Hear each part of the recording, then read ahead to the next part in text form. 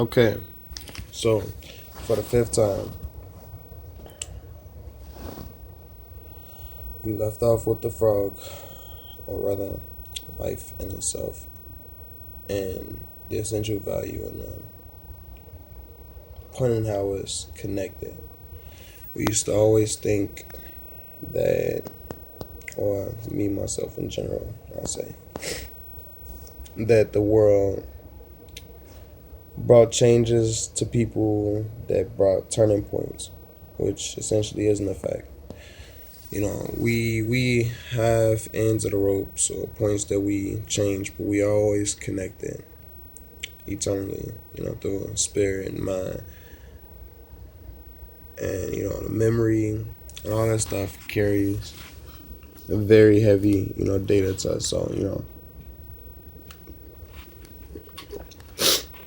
it affects every other change after that change. So it's still a connection or strand there from the get go. Every origin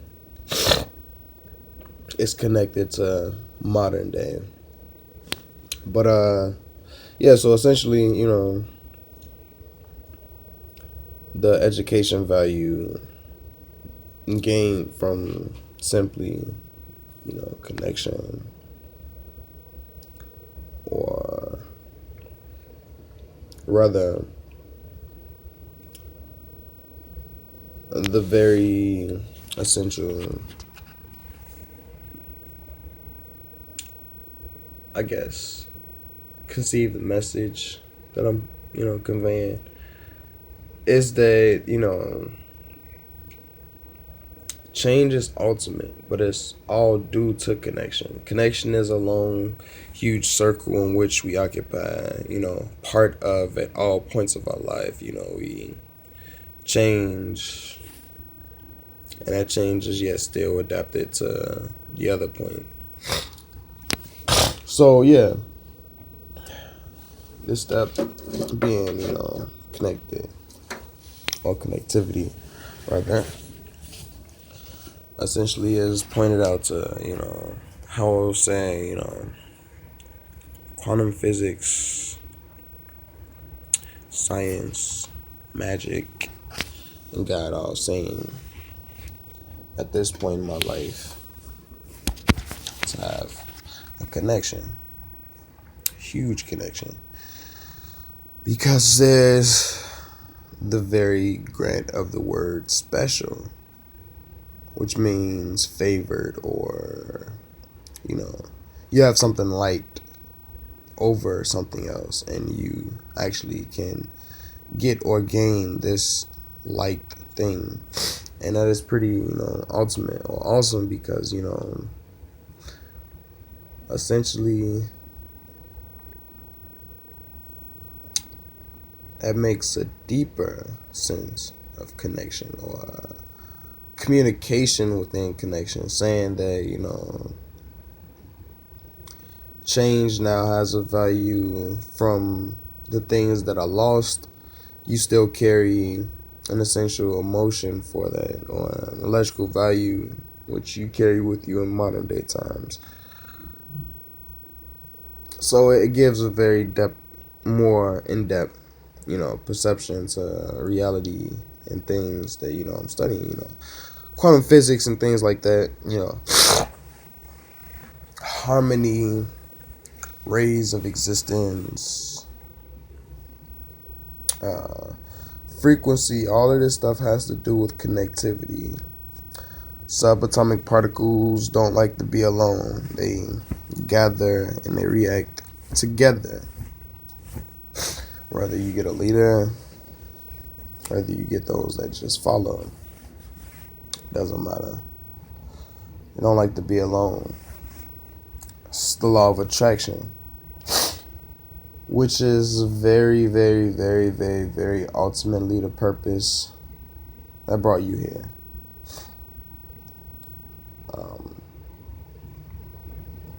This may be a message that could change, your reality. So I use this as an example, which is pretty perfect. Um, the law of attraction is simply saying that the love of the level of desire within one changes the outer world to its purpose. There's deeper senses of law of attraction, as far as physics, as far as spirituality, manifesting unchangeable, or how could I put it? Something that you didn't physically do changed in your reality, essentially. And you know, basically, that comes down to magnetic forces and stuff like that. And all of that stuff actually goes down to the point where they're starting to discover, or they, saying they're starting to discover, or they've been discovered. Just not speaking about it. But how, the rays of our spirit, our pineal gland, actually, how do I put it? They actually vibrantly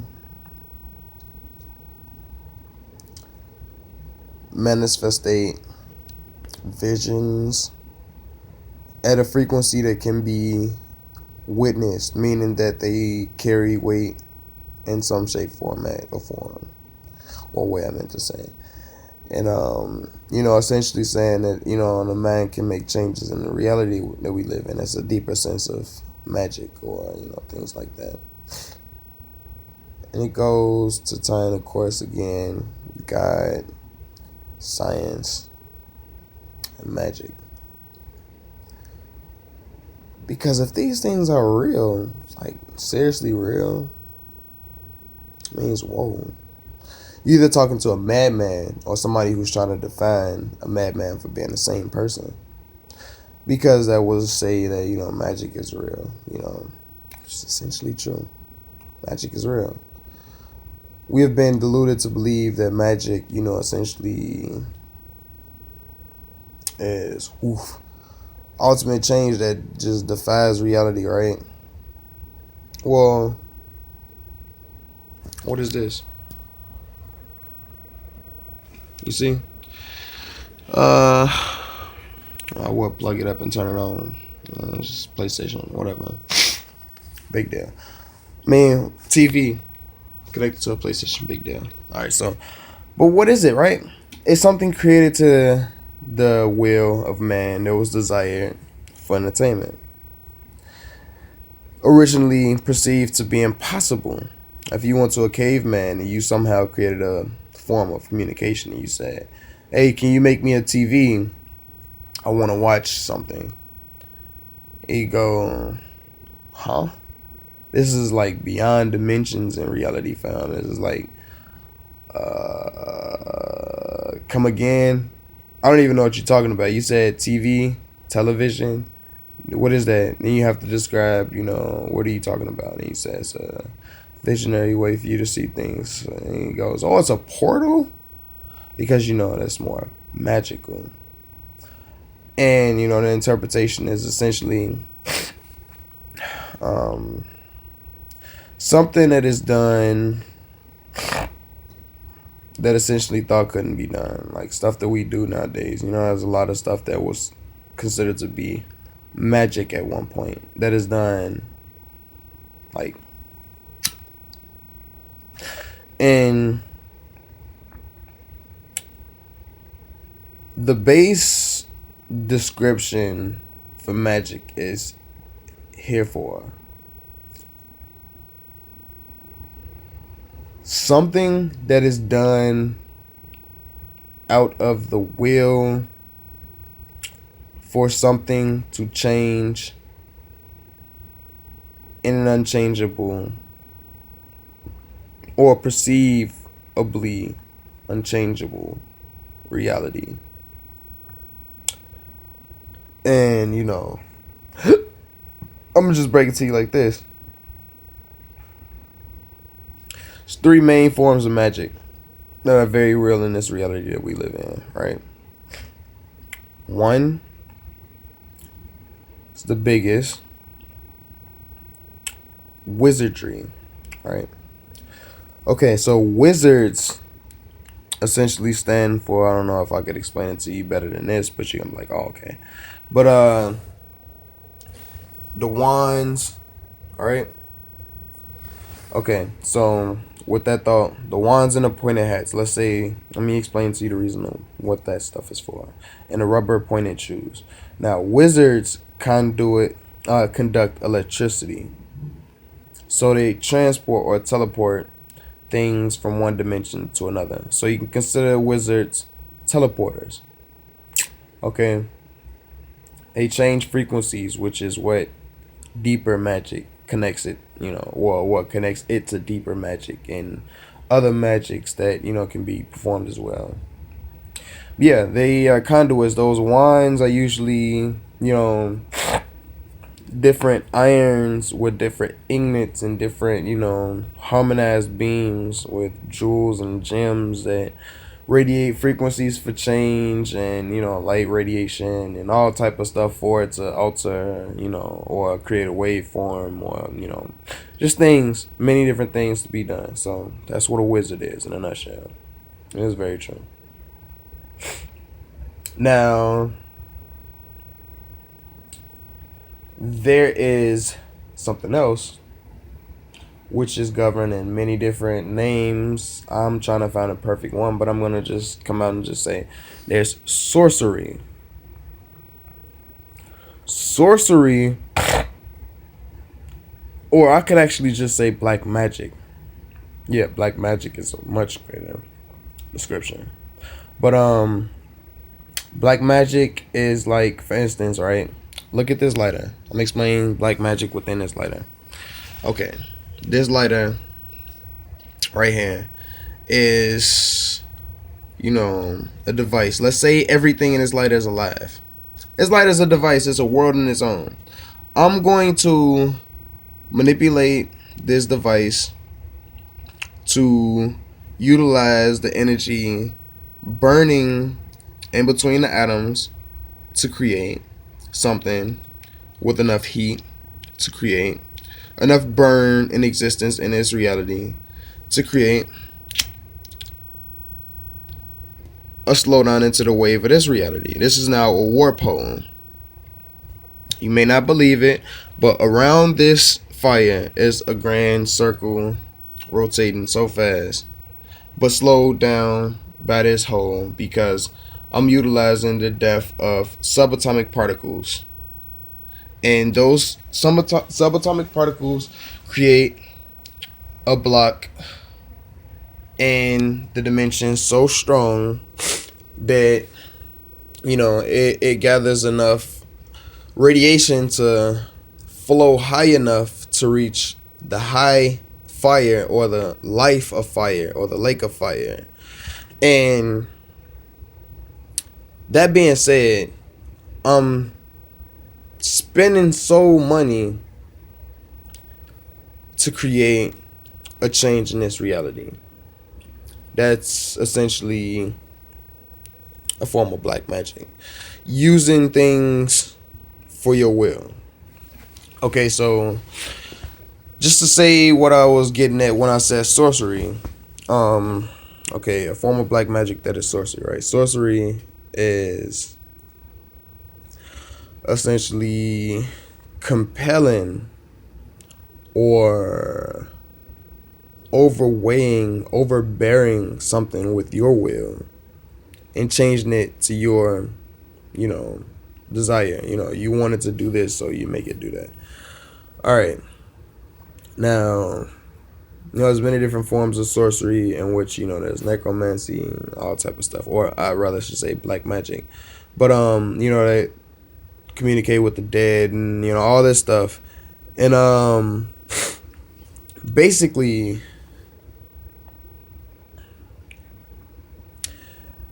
this level of magic comes at the expense of consciousness. So you know that you're using something, and using it up. It's like you being a bad person. Oh, you're a bad guy. Go ahead and tap yourself on the nose or something. Whatever. Blah. Slap yourself on the wrist.